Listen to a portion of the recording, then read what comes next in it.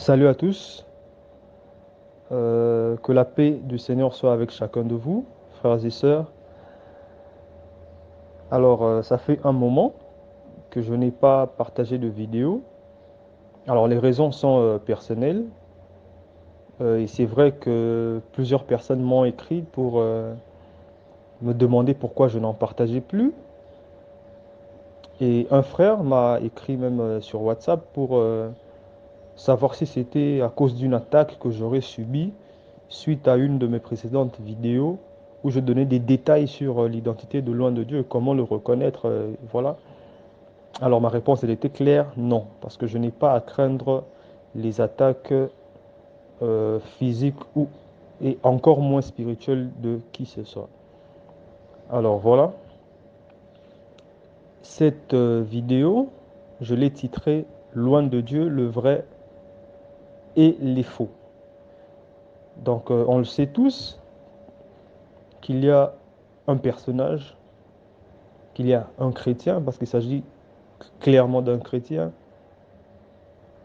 Alors, il n'y a pas d'ambiguïté sur ce sujet-là.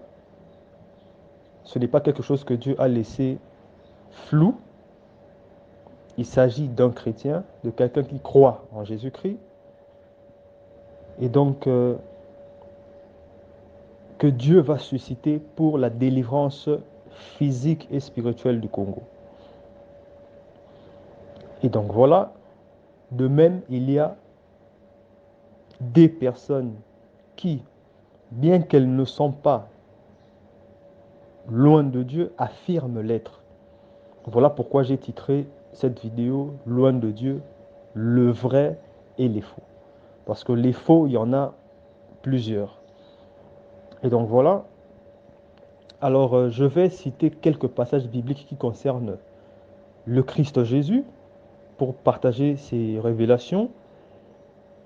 En effet, le Christ déjà signifie oint et Dieu a caché des révélations qui concernent loin de Dieu, le président prophétique RD congolais, dans des prophéties qui concernaient le Christ, Jésus. Et donc voilà, je suis dans Matthieu 24, 23. Je lis la version Lu second. Si quelqu'un vous dit alors, le Christ est ici, ou il est là, ne le croyez pas. Et Matthieu 24, 27, car comme l'éclair part de l'Orient et se montre jusqu'en Occident, ainsi sera l'avènement du Fils de l'homme. Alors, ces deux passages sont clairs. Loin de Dieu ne paraîtra publiquement ou ne se déclarera publiquement qu'au moment de son intronisation, qu'au moment de, de son accession à la tête de l'État, de son établissement à la tête de l'État, ou au moment, ou au moment des circonstances, ou à travers les circonstances qui vont précéder son intronisation. Donc là, je veux être clair, j'ai déjà évoqué quelques circonstances dans une vidéo où j'ai parlé d'une alliance et d'un handicap. J'avais dit qu'il y avait des circonstances, notamment l'union sacrée, qu'il y avait des circonstances qui, lentement mais sûrement, nous conduisaient vers l'établissement du règne de Dieu, l'établissement de loin de Dieu, le président prophétique RD congolais, le grand roi divin à la tête de l'État. Et donc, ce sera au moins à travers ces circonstances-là, au moment de ces circonstances-là, que l'un pourra être manifesté ou qu'il se déclarera publiquement. Mais ce n'est pas quelque chose qui arrivera longtemps avant. Il ne pourra pas se déclarer, il ne va pas se déclarer longtemps avant. Et donc, ça ne fera aucun doute que c'est bien lui, loin de Dieu. Et donc voilà. Alors, là, je suis dans Matthieu 24, 24. Car il s'élèvera de faux Christ et de faux prophètes. Ils feront de grands prodiges et des miracles au point de séduire, s'il était possible, même les élus. Alors, comme je l'ai dit déjà, il y a des faux oints, c'est-à-dire des personnes qui affirment être loin que l'on attend pour la délivrance du Congo, physique et spirituelle, mais qui ne le sont pas. Et donc voilà, comme le dit Matthieu 24, 24, alors c'est au point de séduire. Alors le but ici de l'apparition de ces faux oints, c'est clairement de séduire les gens. C'est de séduire le peuple que Dieu a choisi, c'est-à-dire le peuple congolais. Alors je suis dans Matthieu 24, 5, c'est toujours la même version, lu second. Car plusieurs viendront sous mon nom, disant, c'est moi qui suis le Christ. Et ils séduiront beaucoup de gens. Donc ici, le but clairement de l'apparition de ces faux oints, c'est de séduire les gens. Le but de la séduction, elle, c'est de faire croire au mensonge. Donc c'est vraiment comme ça que ça se passe. Il y a d'abord l'apparition de faux oints. Le but, c'est de séduire. Et le but de la séduction, c'est de faire croire au mensonge. 2 Thessaloniciens 2, 11. Là, c'est la version King James française. Et pour cela, Dieu leur enverra une puissante séduction pour qu'ils croient au mensonge. Là, ça concerne l'apparition de l'Antéchrist. Et donc, il y a une puissance de séduction qui sera à l'œuvre pour que les gens croient au mensonge. Alors, Colossiens 2,4, version Louis II, je dis cela afin que personne ne vous trompe par des discours séduisants ou par la séduction, que personne ne vous trompe par la séduction. Donc le but de la séduction, c'est clairement de faire croire au mensonge. Le but du mensonge, lui, c'est de détourner de la vérité et d'empêcher à la parole de Dieu ou aux promesses de Dieu de porter du fruit, c'est-à-dire qu'elle soit infructueuse. Alors, Matthieu 13, 22, la version Louis II, celui qui a reçu la semence parmi les épines, c'est celui qui entend la parole, mais en qui les soucis du siècle et la séduction, on voit encore la séduction, des richesses étouffent cette parole et la rendent infructueuse. Donc ici, comme je l'ai dit, la suite logique, il y a l'apparition, il y a la séduction, il y a le mensonge, et là, il y a, euh, comme le dit, la séduction empêche la parole de porter du fruit. C'est-à-dire, par fruit, ici j'entends l'espérance, car le but de la parole est ici de donner l'espérance aux Congolais. L'espérance en un avenir meilleur.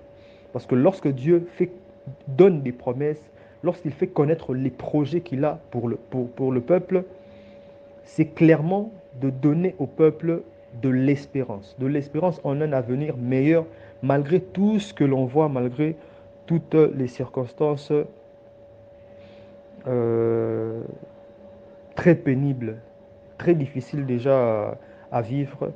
Et je suis de cœur avec les familles, je l'ai appris ce matin, je suis de cœur avec les familles de ceux qui ont perdu des proches euh, électrocutés à Matadi Kibala. Que Dieu vous fortifie et que sa grâce soit sur vous pour la suite de vos vies. Donc voilà, comme je l'ai dit, parfois j'entends l'espérance. Le mensonge, c'est pour empêcher à la parole de Dieu de porter du fruit. Alors, Jérémie 29, 11, Louis II, je connais les projets ou les promesses que j'ai formées sur vous, afin de vous donner un avenir et de l'espérance. Alors, comme je l'ai dit, le but, c'est vraiment, lorsque Dieu fait connaître les promesses et les projets, c'est de donner un avenir et de l'espérance, ou de donner de l'espérance en un avenir meilleur. Et donc, c'est donc pour que le peuple de Dieu n'accède pas à sa destinée prophétique, pour qu'elle ne vive pas pour que le peuple de Dieu ne vive pas les promesses de Dieu. Et il est une vérité qu'il ne faut pas oublier, qu'il ne faut pas oublier. Ce sont presque toujours des gens qui se prénomment prophètes et autres, des gens qui sont dans des communautés chrétiennes, qui se proclament être loin que les Congolais attendent. C'est toujours des gens de la maison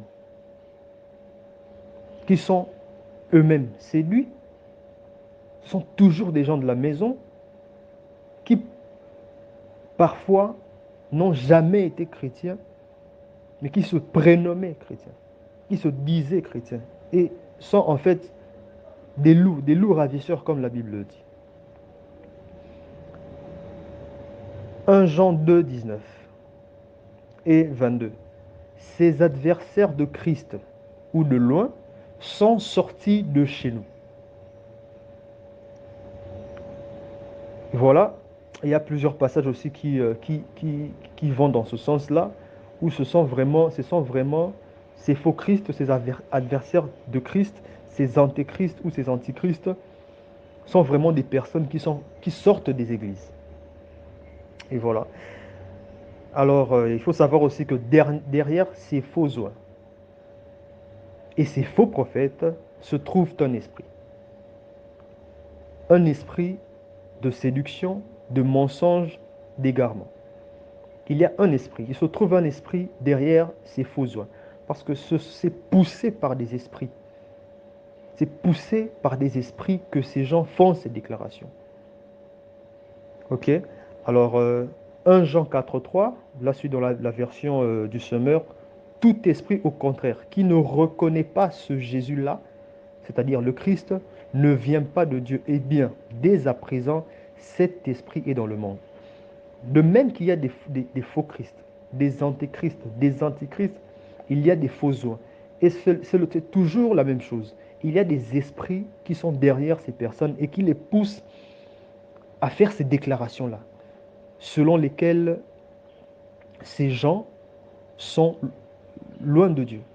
Celui que les Congolais attendent pour cette délivrance.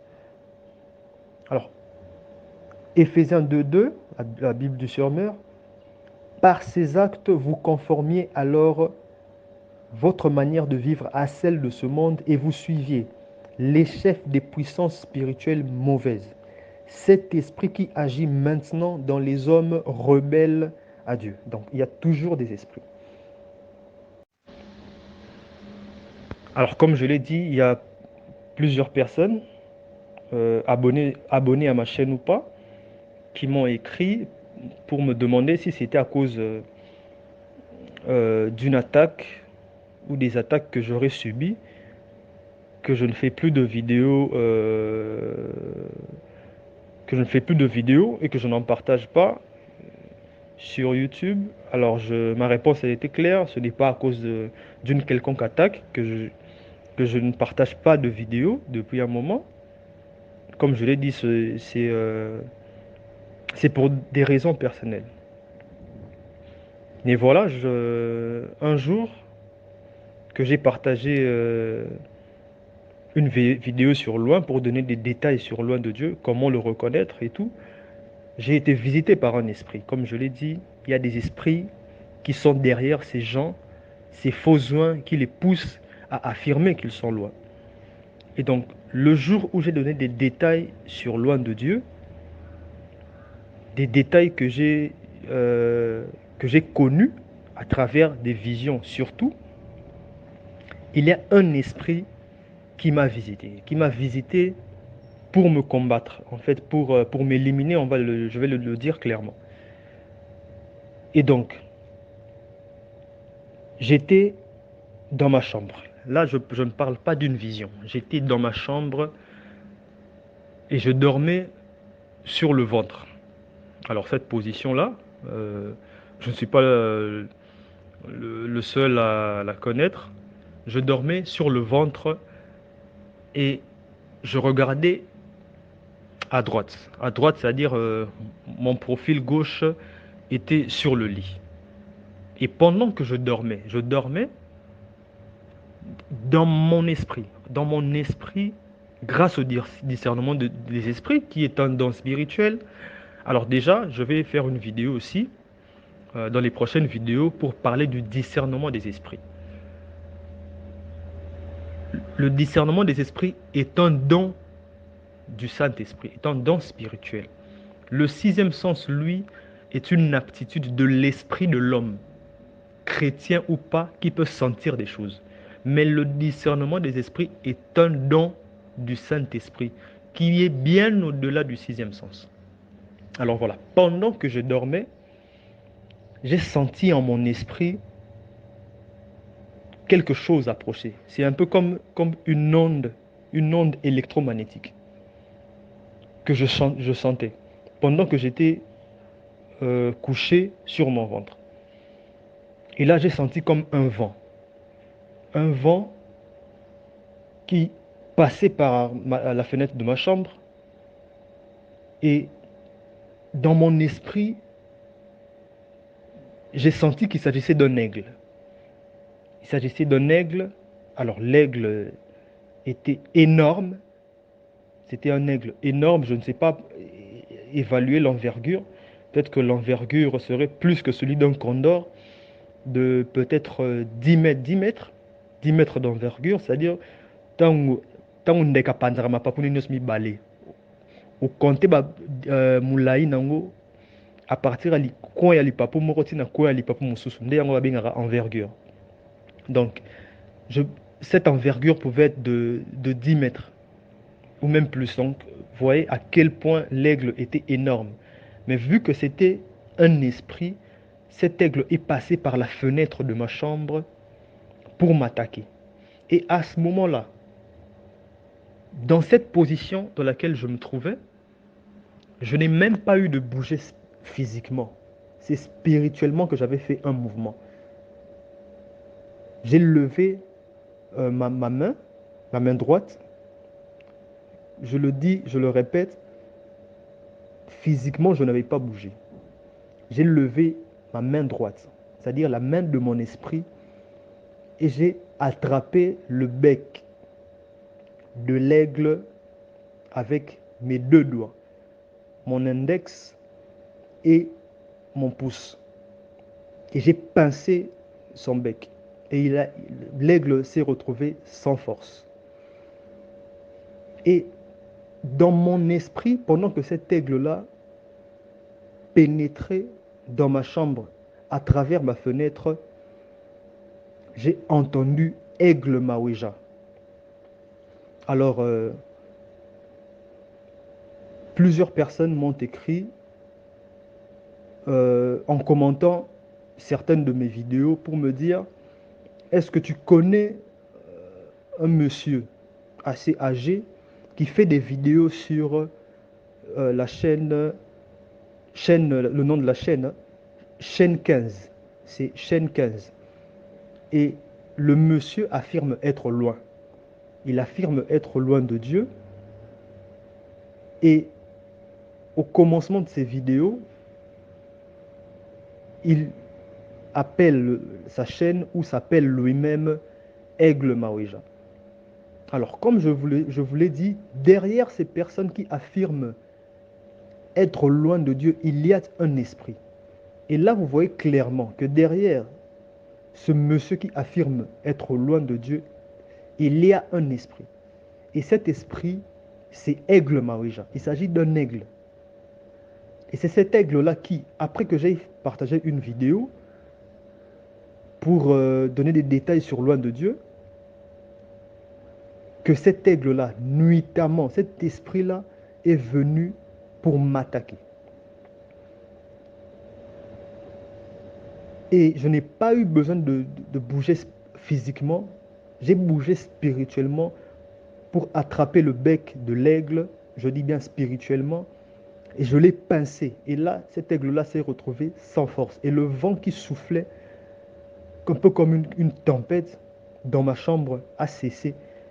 Et cet aigle-là est reparti, je dirais la tête basse. Donc c'était qu'il avait tout simplement fui. Et donc voilà. Donc je n'affirme pas ne pas être attaqué à cause des choses que je partage, et ces attaques sont exclusivement spirituelles.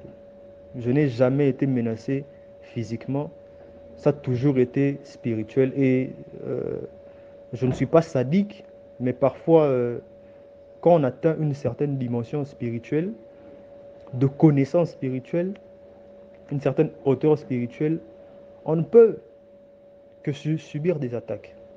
Et parfois même lorsqu'on n'en subit pas, on peut se poser des questions. Et c'est aussi le cas pour moi. Alors, le combat semble avoir été tellement facile, mais le truc c'est que cet aigle, cet esprit qui était venu sous la forme d'un aigle ne savait pas. Je me rappelle, une fois j'ai eu une vision. Alors comme je l'ai dit, les visions, les rêves, c'est vraiment quelque chose d'une dimension spirituelle. Je venais un peu comme, je venais d'en haut, un peu comme si je venais du ciel, je descendais du ciel. Et là, j'étais un phénix. J'étais un phénix. Alors, le phénix, c'est, comme on le dit, un oiseau légendaire.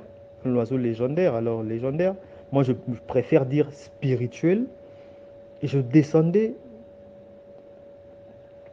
du ciel sous la forme d'un phénix. C'est comme un aigle en feu, tout embrasé de feu, et je descendais.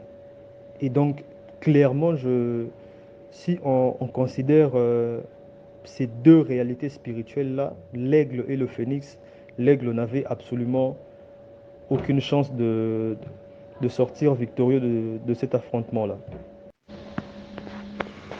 Et donc voilà, je vous demande, frères et sœurs, de ne pas croire toutes les prophéties, de ne pas croire tous ceux qui affirment des choses.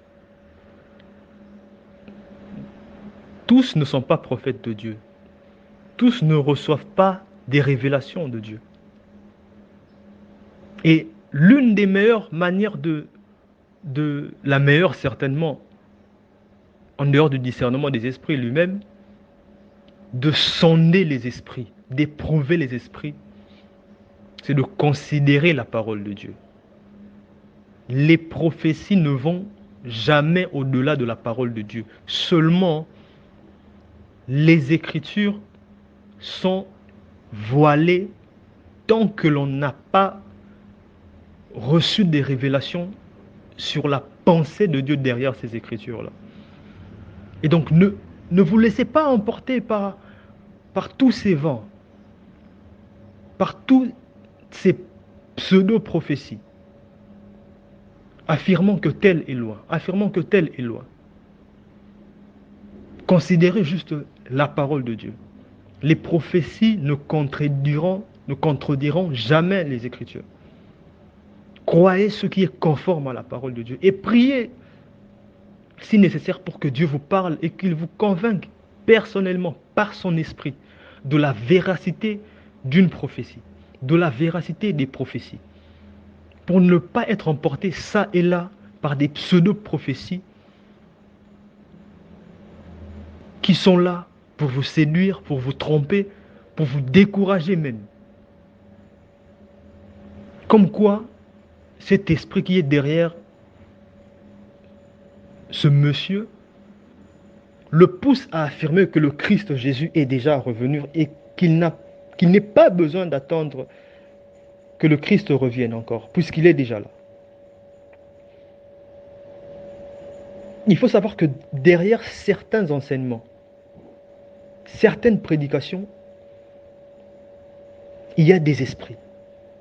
Et des esprits de mensonge. C'est Paul qui le dit. Qu'il y a des enseignements inspirés par des démons. Ne vous laissez pas emporter, ne vous laissez pas séduire si facilement. Considérez toutes choses, éprouvez les esprits en tenant compte de la parole de Dieu. Car comme le disait Jésus lui-même, le Saint-Esprit vous conduira dans toute la vérité, car il puisera dans ce qui est à moi. Jésus-Christ, c'est la parole. Et l'Esprit ne vous révélera pas des choses qui seront non conformes à la parole de Dieu.